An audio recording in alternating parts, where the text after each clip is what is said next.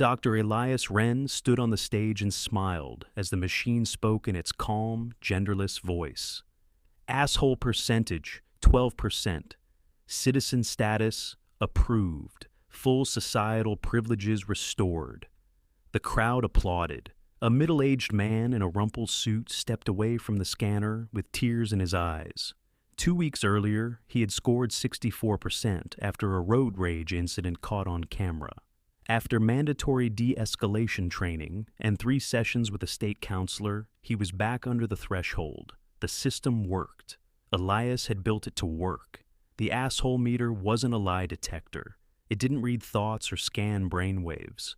It measured something more slippery and more honest. The cumulative weight of a person's choices, tone, and impact on others over time.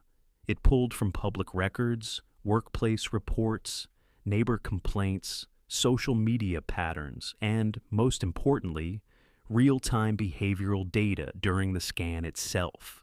The longer you argued with the result, the higher the number climbed. The machine had been programmed to treat defensiveness as data. That had been Elias's idea. If you're not an asshole, he had told the oversight committee, you won't need to argue. The first year was miraculous. Crime dropped. Road rage incidents fell by 70%. People started saying please and thank you in public again. The meter became mandatory at job applications, apartment leases, and border crossings. Society felt cleaner. Elias became a minor celebrity. He gave talks. He accepted awards. He started wearing nicer suits. Then the emails began.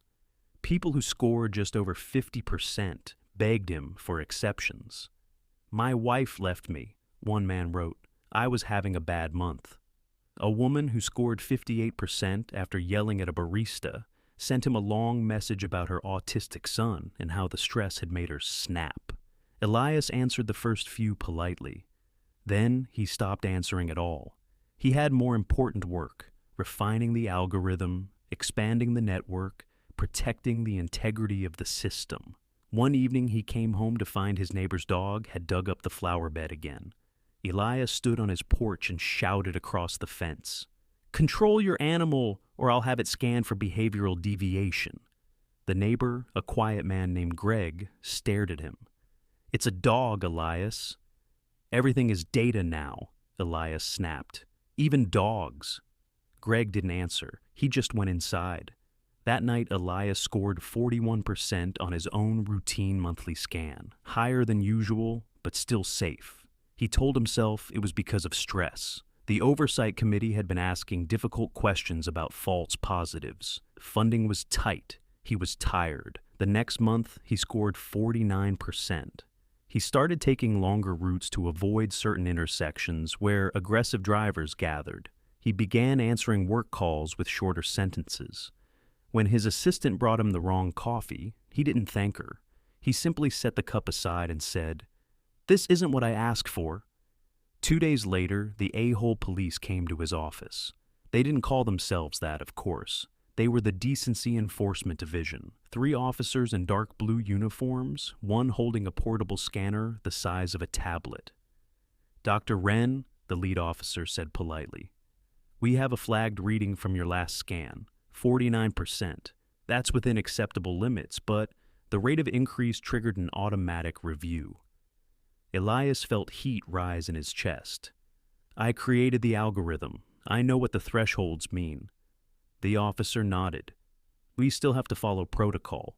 Would you mind stepping over to the scanner?" Elias walked to the machine. He placed his hand on the sensor. The neutral voice spoke. "Asshole percentage, 53%. Recommendation, mandatory de-escalation training. 2 sessions per week for 6 weeks. Elias pulled his hand back like the machine had burned him.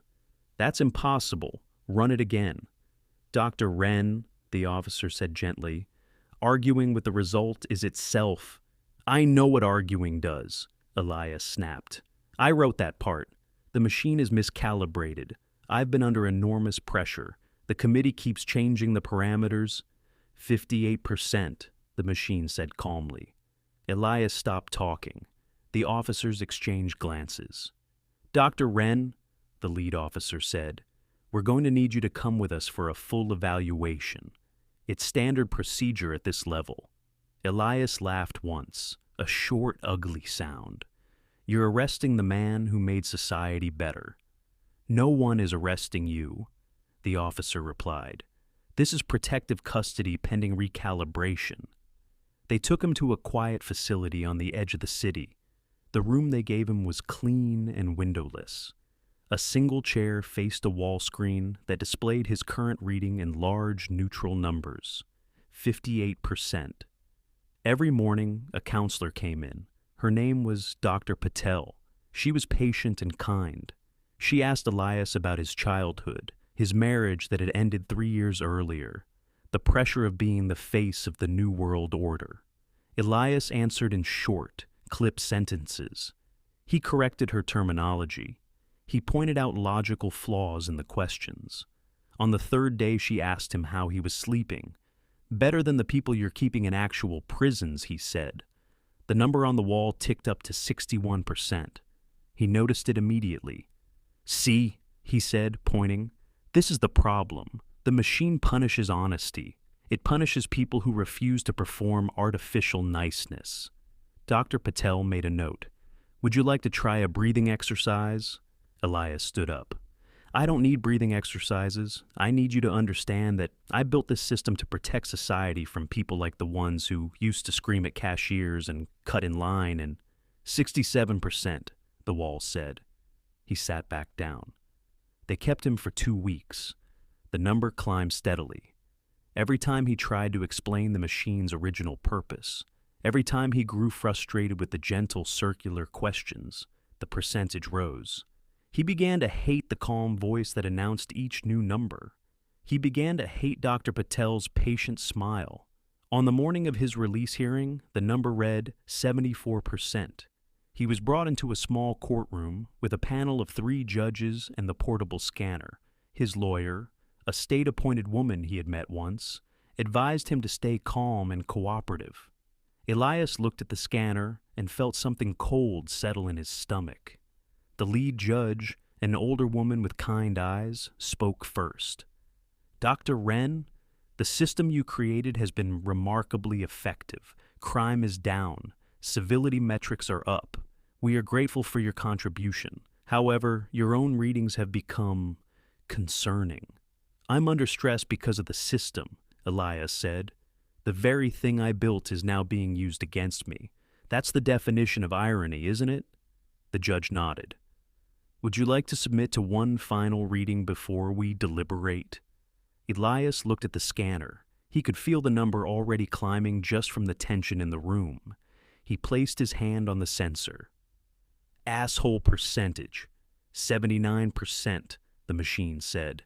"Recommendation, extended detention pending significant recalibration. Potential termination threshold approaching." The room was very quiet. Elias kept his hand on the sensor. "You see," he said softly, "it's rigged. The more I defend myself, the more I point out that I am not like the people this machine was meant to catch, the higher it goes. The machine doesn't measure character. It measures resistance to the machine." He looked at the judges.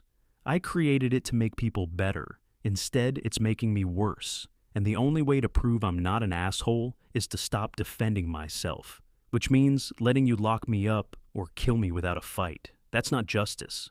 That's a trap." No one spoke. Elias removed his hand. The number on the wall updated one last time. 83%. The lead judge sighed. It was a tired human sound. "Dr. Renn," she said, "the reading is clear. You will be held in protective isolation while we determine whether recalibration is possible. If your percentage cannot be brought below 80% within 90 days, the termination protocol will be enacted." Elias nodded slowly. He didn't argue. They led him from the room. As the door closed behind him, he heard the machine's final reading, spoken to the empty chamber. "Asshole percentage, 83%. Subject, Dr. Elias Renn, creator of the asshole meter. Status, terminal." In the hallway, one of the officers glanced at the wall display and frowned. The number was still climbing. 87%. It kept rising even after Elias was gone.